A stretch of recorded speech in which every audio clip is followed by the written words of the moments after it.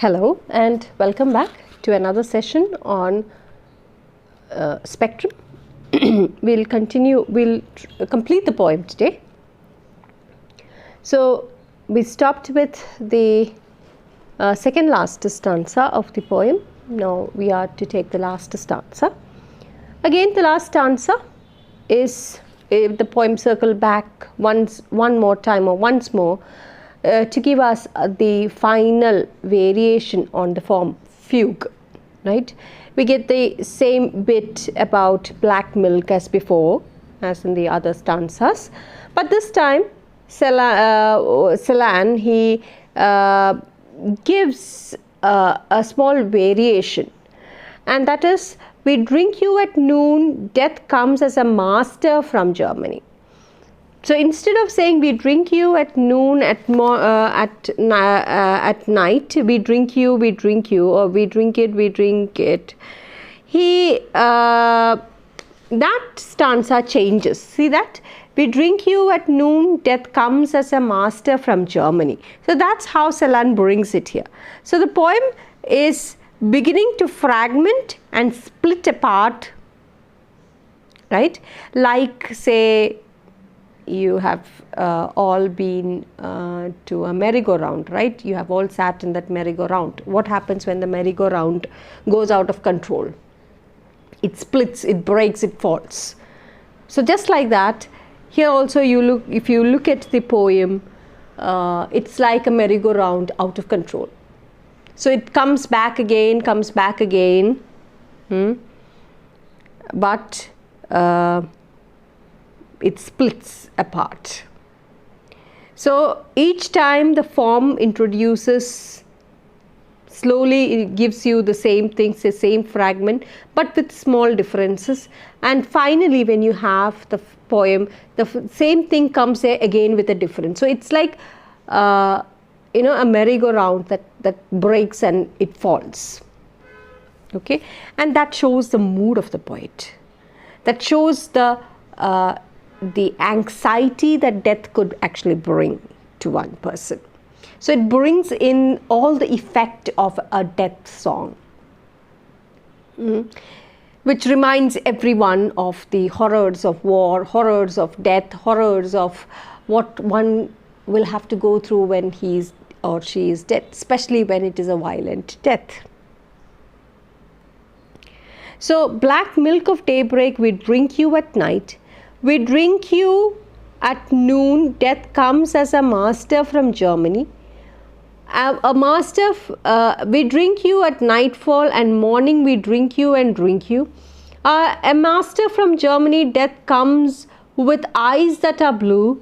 With a bullet of lead, he will hit in the mark, he will hit you. A man in the house, your golden hair, Margaret. He hunts us down with his dogs in the sky. He gives us a grave. He plays with the serpents and dreams. Death comes as a master from Germany. So see how it splits apart. Earlier it was like the same similar one, but again the form is similar, but the words are now different. That's why I said it's like a merry-go-round that goes out of control and that splits apart. So he says that there is death in the eyes, in these blue eyes that you see.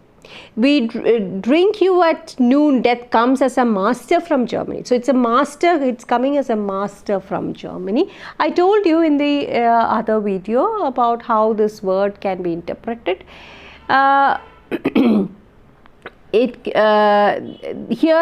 and it comes again, and this time it has a similar interpretation, but again with a more deeper sense. It also interprets, or it also gives the meaning that death comes as a relief to you. It is here to relieve you from your pain. Death comes as a master. So here the guard can be taken again as that the grim reaper with the scythe. It can also be a reference to the Richard Wagner, the famous opera or the famous composer, music composer, and also who was the favorite of Hitler.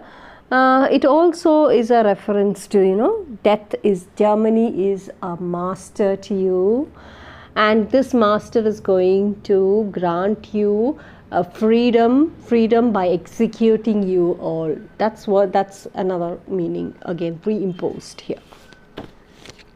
So then look at the next line. A master from Germany, death comes with eyes that are blue. So death comes with eyes that are blue is a reference to whom? The Nazis. The Nazi people, their eyes are blue, the Aryan race. It is a reference to the Aryan race, which again is a reference to whom? Which again is a reference to this Nazi regime, or the Nazi people, Hitler and the Aryan race.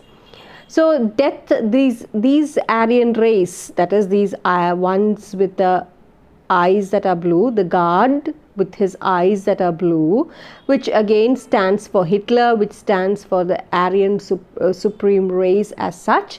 They are the masters of Germany, and these masters are going to grant these Jews what? A relief, freedom from all the worries and woes of their life. They're going to be executed, they're going to be killed, so that they will be rid of all the pain and misery in this world, because they are unwelcome, because they are impure, they do not belong to the class. It is always advisable, or it is better that they die. And therefore death comes as a master from Germany, the blue-eyed master from Germany, the Nazis, the Aryan race. Now look at the next one. With a bullet of lead he will hit in the mark, he will hit you. So he shoots you with shot made of lead. So shoots you means, see, during those times they were that's called the death march. There's another thing called the death march. I did send you a video, I hope you have seen that video. There's something called death march. Now in this death march, death rally or death march, what these Jews are made to do is, they are made to walk at a distance, long distance. They have to walk, keep walking, and they have to walk fast, and these Nazis would shoot at anyone if they feel they are not walking fast, or if they feel they just want to shoot somebody, they'll just shoot. There is no motive at all. It is they don't have any motive. They don't like the Jews, and therefore anybody can be targeted. And if you are slow, if you slow down, if you fall, you're dead. Okay, that's the death march. Now here it is a reference to that. They will shoot you. So the death's eyes is blue, and so are the guard's eyes. So the guard, he begins to execute some, or maybe even all of those Jews. He shoots them with what? He shoots them with his lead bullets. So here, though we are speaking about the guards with the blue eyes, and he is going to execute all these people in this concentration camp, they are all Jews. It is also a reference to these death marches that were prevalent during the Holocaust time.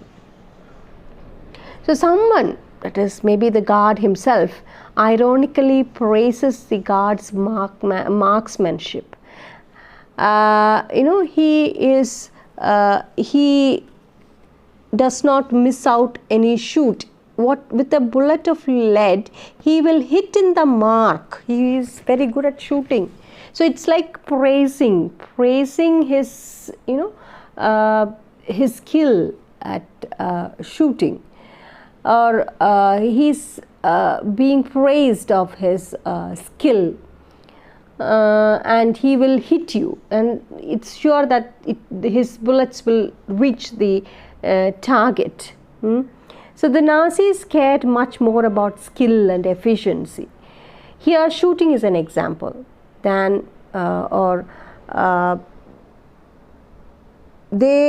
it is said so that they did this skill, they used the skill of shooting with efficiency, and it is in fact very devastating, right? They were very proud of these violent tactics or violent techniques, and they were proud of these violent techniques, very inhuman things, but they were proud of it. They felt that it was something great, and efficiency in shooting and killing people, that was something hailed as something great. Again the poem repeats the same thing, your golden hair Margaret, a man in the house, your golden hair Margaret.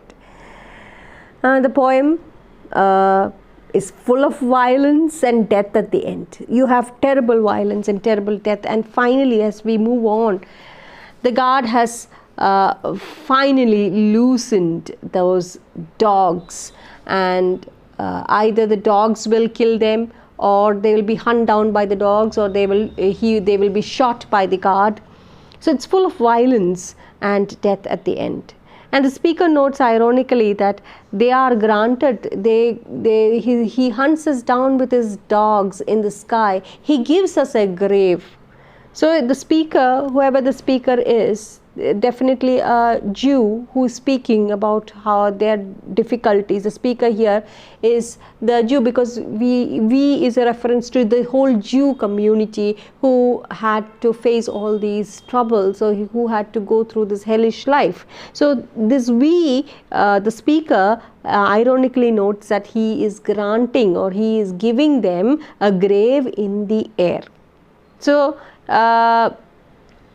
giving again is has a positive connotation, or it usually has a positive connotation, something you give. He gives us a grave. So he gives us a grave is it's like a formal request, and when your request is being granted, he is giving us a grave.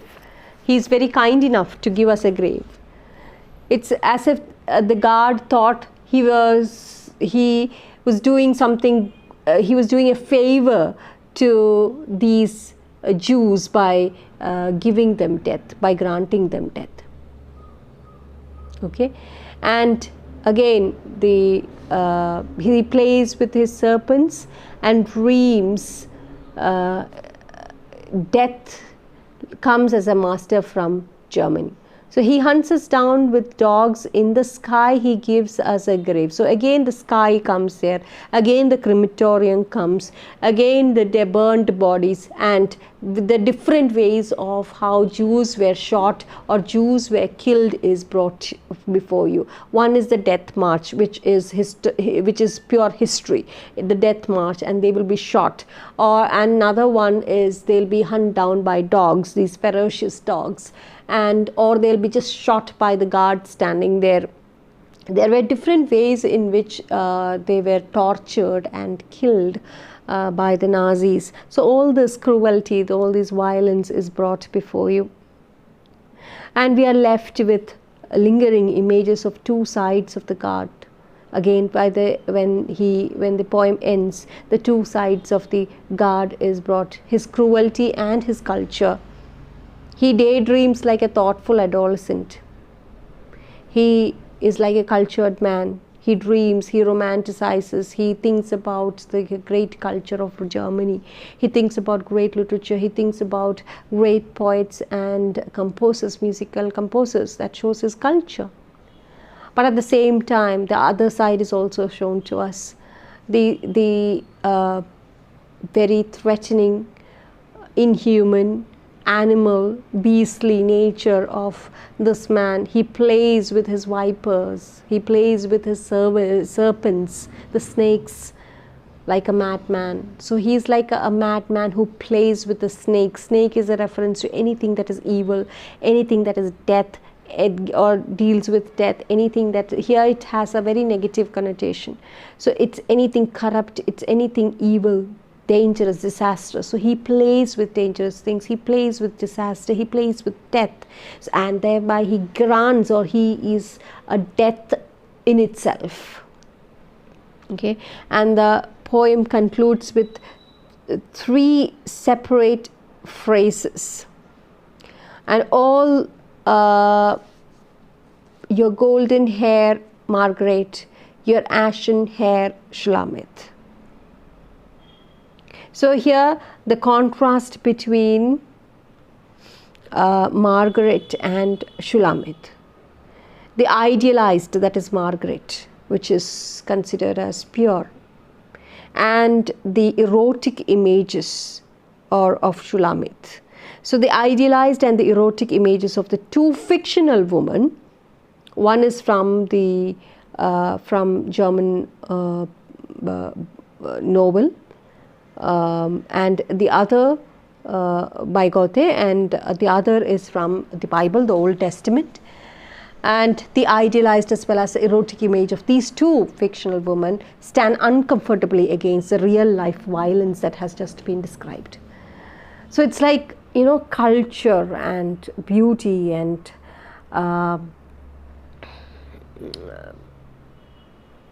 the role of art and literature is contrasted with the real life violence in Celan. So Celan wants us to think about the role of art and literature in the Holocaust as we finish reading this work of art. The contrast of gold and ash is like a contrast of the Nazi ideal with the reality it produced. So the gold and ash color, the contrast, the Nazi ideal, of course that was only, these ideal or these ideology was only praised and hailed by the Nazis, nobody else hailed them. And how they considered it supreme, they considered it romantic, they considered it big high thing, but how devastating it was, how destructive it was in reality is brought before us. So there is a contrast between art and literature and the poem and the Holocaust as such. Okay, so it is like bringing together the romantic, the cultured, on one side you have romance and you have culture and literature, and on the other side this very same Germany that produced this literature, culture and romance, the other side of Germany is portrayed through the Holocaust. Okay, so with that we come to the end of the poem. And so the poem basically restates its theme 4 times. Each time begins. So the poem basically restates its theme 4 times. It looks like an invocation, a prayer to black milk itself, and then a description of the man who lives in a house. The end of each stanza, it mixes together different phrases like your golden hair Margaret, your ashen hair Margaret. Celan does not use much punctuation also. If you look at the poem, you will find that he does not use much punctuation, and he does not write in complete sentences either. Instead, he he writes snippets of language, few small here and there, snippets of language that only have slight connection to one another. It looks very it looks different. It's not like reading poems of Wordsworth or Keats. It's like certain words does not connect to one another. If you look at this one, we drink you at night, death comes as a master from Germany. We drink you, with a bullet of lead, he will hit in the mark, he will hit you. See that? So there are, it's like snippets of the language that only have a slight connection to one another. This gives the poem an almost schizophrenic feel, a feel of psychological trauma, a schizophrenic feel. Indeed, a fugue is in psychology, if you look at the word fugue in psychology, is a disoriented state that resembles schizophrenia, and the poem also doesn't have any regular rhythms or rhyme scheme, and this is translated from German. So if you look at the rhythm, it's only because of the English translation, and that too, just an approximate translation alone, and this is done by Christopher Middleton. And if you look at the form also, see, fugue is an interesting form to choose because it is closely associated with German high culture. So that's why I said, you see how with your golden hair Margaret, your ashen hair Shulamit. So with this, here Celan brings in two things together. He contrasts two together, and that is one, the high German culture, be it literature, be it music, be it culture, and the other one, the other side of Germany, the dark side of Germany, the Holocaust. Okay, so fugue, therefore, bringing in fugue form, the fugue form, it is Celan has rightly chosen it because it is closely associated with the German high culture. Germany and its German-speaking neighbor, Austria, that is, has one of the most impressive musical cultures in the world. Now, if you look at the great people, Wagner himself, Beethoven, Mozart, and all, you will find that they are all related with, or they are from Germany, or they are related to Germany and Austria. But Celan takes this classy and this cultured tradition, and he uses it in a poem about death and concentration camps, that is. So it's as if he wanted to implicate that the German musical tradition, or he wanted to bring in a German musical tradition in the Holocaust also.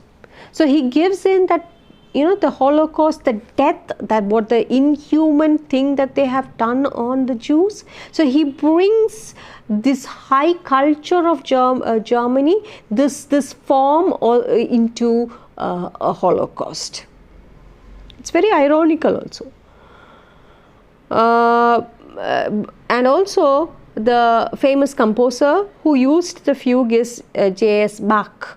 I had pronounced it Bash earlier, I'm sorry, it is Bach. Okay, J.S. Bach, who lived in the 17th century and wrote The Art of the Fugue, a collection of incredibly complicated and beautiful fugues. By using this, it looks very ironic also. How normally we don't associate good, beautiful music with death. Death is always very sad, very grim, very painful. So here, on the other hand, the high culture, the high music, the great music is used here, and Celan does it purposefully to show the two culture, the two standards, or the two sides of Germany. The high culture of Germany, at the same time what they did to the Jews, the terrible crime that they did to humanity as such. All right. So he uses that purposefully. All right. Now, if you look at the symbols, now next is we'll just speak about the symbols and imagery and wordplay in Death Fugue.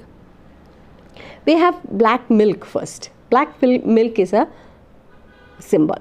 So the first three lines we find the repetitive word black milk, and it forms the first musical theme of the poem's fugue.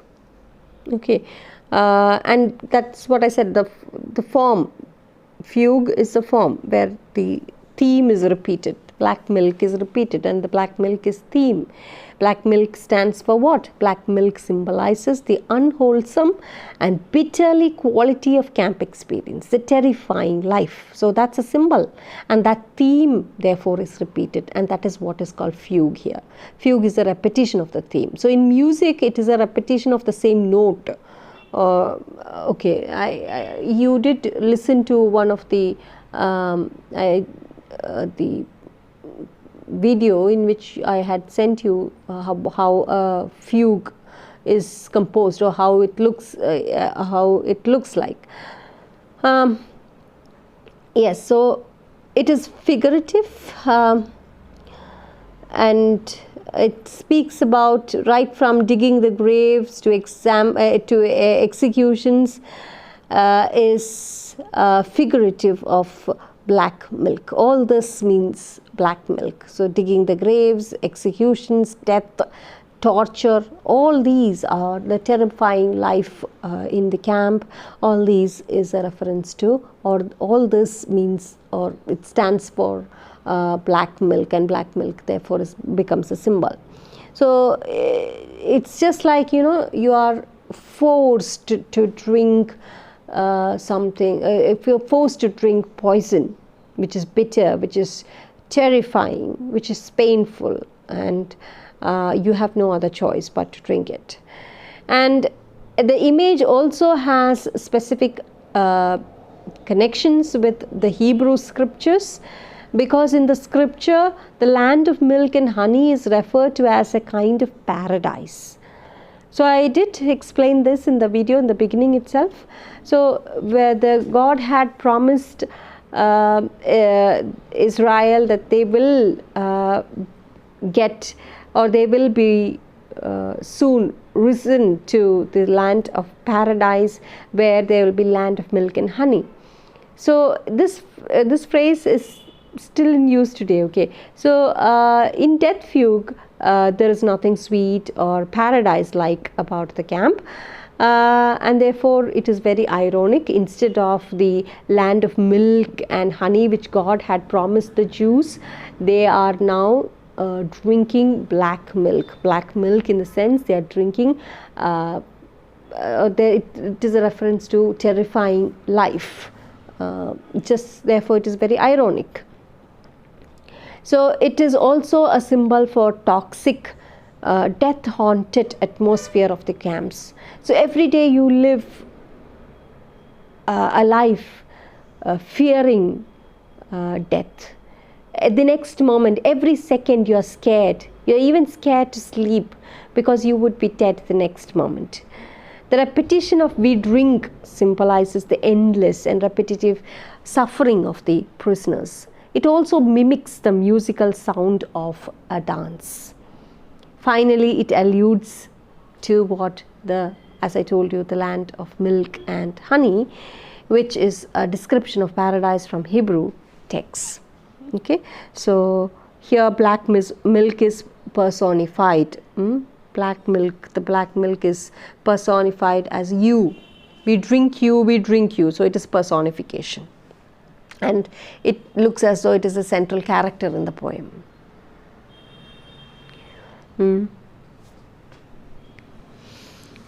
And also, look at the word death is a master from Germany. Right?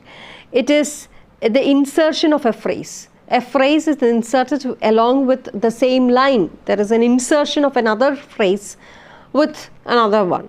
So, and that too at the refrain of the poem. Death comes as a master from Germany. He shouts and plays death music, comes as a master from Germany.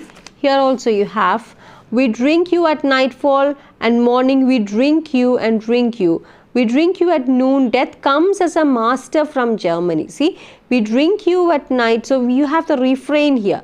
We drink you at noon, death comes as a master from Germany. We drink you at nightfall and morning, we drink you and drink you. We drink you is the refrain. We drink you, we drink you. Those two lines are the refrain. So that's repeated everywhere in the poem. We drink you, we drink you. That's a refrain in the poem. And therefore, in this section, when you look at this refrain, there is, it is juxtaposed together, it is brought together, it is inserted along with the refrain here, and it is an example of juxtaposition. Okay. Now another symbol is the man. The man. So one symbol is milk, black milk. Black milk stands for what? Black milk stands for the bitter quality of camp experience. It is also a symbol for toxic, death-haunted atmosphere of the camps. Then it is also a reference to what the to the scriptures in the old Hebrew scriptures in the Old Testament. Of the God's promise of God's promise of land of milk and honey to the Jews, but ironically in the death fugue, in this poem, it stands ironic because they are not drinking or they are not in the land of milk and honey. They are not drinking milk, the real milk and honey, but rather they are drinking black milk. Black is associated with anything that is poisonous, crude oil, that's difficult to drink, something that is distasteful, horrifying, and so on. So the reference here is very ironic, all right, and it is a personification. The literary device used here is personification. Next one is the man. Another symbol is the man. The man who lives in the house is, is definitely the Nazi guard, because the reference he lives in a house. He's not living with the people in the concentration camps. Unlike the people living a terrible life in the concentration camp, he is living in a house. Okay.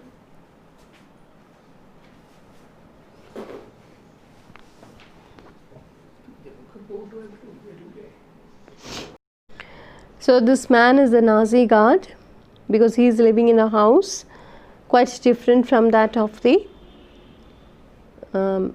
people in the concentration camp, the Jews, that is, and he is most likely a member of the notorious organization, the Nazi organization that carried out many of the worst crimes of the Holocaust, the SS organization.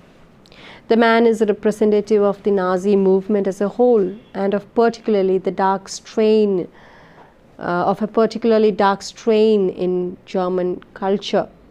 His physical appearance is manifestation of the Nazi ideal, but his actions are nothing short of barbaric. He looks very cultured, but his actions show that of a beast. He is frequently shown ordering people around in the poem, committing terrible abuses. At the same time, he thinks his knowledge of books and music, and therefore he feels himself to be superior and cultured. So again, it is about the Nazi ideas as such, how the Nazis felt about themselves. They felt that they are very high, they are very cultured, and they are very superior. But that was this culture and this superior nature. It was something that existed 100 years before Hitler took over. It was that was a beautiful time, but now with Hitler coming into power, everything was distorted. This land became, the land that used to be one of great culture has now become the most terrifying and horrifying places of the whole world. So he thinks, he makes himself look superior and cultured, which he is not. So, and all his barbaric nature is portrayed. And in the god, and also if you look at the poem, the god is simply referred to as a man, nothing more than that. So you can take it as an understatement. And his vipers, the snakes, are a symbol of betrayal. They are a symbol of sin, loss of innocence, and also black magic. And then you have the stars also. Stars in the sky is also a symbol. Now the stars in the sky is a symbol of the god's romantic inclinations. Romanticism was a literary and artistic movement in Germany that remained very influential through the 20th century, and therefore this is a reference to romanticism of Germany, again, which is ironically looked upon. And the prisoners are called Jews, his Jews. The prisoners in the concentration camps are called his Jews. It looks as though he possessed them or he owned them. The guard therefore becomes a kind of a slave master. And his blue eyes represents the Aryan racial ideal that the Nazis valued. And the guard is also compared to death. He's the master from Germany. And therefore he is death incarnate. And also the comparison between the god and the death intensifies when we learn that death also has blue eyes. The death dreams, death comes as a master from Germany. Okay, so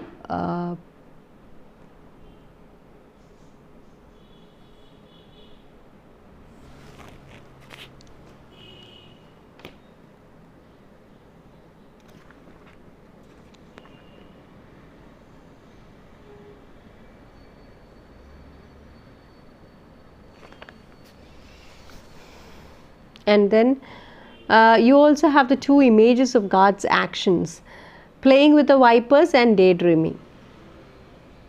They symbolize two different and also the two different parts or the two different areas of German culture during the Nazi era. That is, one is playing with the vipers, that shows cruelty, and the other one is daydreaming or romanticizing, which is an attempt to be cultured and poetic, an attempt to make themselves look cultured and poetic in front of the world. So you have the two images of God's actions, that is playing with the vipers and daydreaming, portrayed, and you can symbolize two things there. One is that of the playing with the vipers is that shows the Nazis era's cruelty, and the other one, that is daydreaming and romanticizing and thinking about high literature, music, the form and all. It shows how they tried, their attempt to look or to showcase the world, their culture and their poetic and high German culture. So inside they were cruel people, they were vipers during the Nazi era, that is. Okay. Another symbol is graves, the graves. The poem expects that the reader is familiar with the enduring images of misery that have come out in the Holocaust. You have prisoners behind wire fences, guards with machine guns in watchtowers, especially mass graves and crematoriums, and most of the Jews who died in the camps were never buried also. Some of them were burned to make their remains more easily disposable. I told you, right? Large crematoriums, and they would turn to ash and then they would be disposed easily. And then you have the images of ashes, you have the images of smoke, ashen hair, Shulamet. Again, ashen is a reference to the black hair, which is a reference to the Jews, again a reference to the cremated bodies, the ash turning to dust. Okay, so it has a lot of connotations, it has a lot of interpretations there. And so they were, some were, the images, if you'll find the images of ash, smoke, and graves in the air, that all allude to what these words, the images of ash, smoke and graves in the air, they allude to this practice of what? Practice of cremating the bodies, burning the bodies. See, not just to easily dispose them, but also to cover from the world what was going on, to not let out evidences. That is also one thing. All right. So others, what about others? Others were dumped in mass graves, and the prisoners were often forced to dig their own graves before they were killed. So, and this is also recorded in the poem, because this was something that Celan saw for himself. Finally, throughout the poem, an ironic voice seems to lure and tempt the prisoners to death. It's like, death music, keeping on tempting them, keeping on luring them. Come, fall in love with death. Come to my hands so that you can be rid of all pain, promising them freedom from this horrifying, terrifying, cramped situation or conditions in the concentration camps. They will be free forever. Okay, so there is also this ironic voice there in the poem. Okay, so that's with some of the symbols. Then of course the historical references, it's all about the Nazis, that I have already told you. So with that we end the poem, and we will start the next chapter in the next video, and we will take up all these questions towards the end of the our portion. Okay, once we are done with spectrum, we will come back to from where I had started, that is noumena foreign, and we shall discuss the question answers once we are done with the portions. So till then, thank you and keep safe.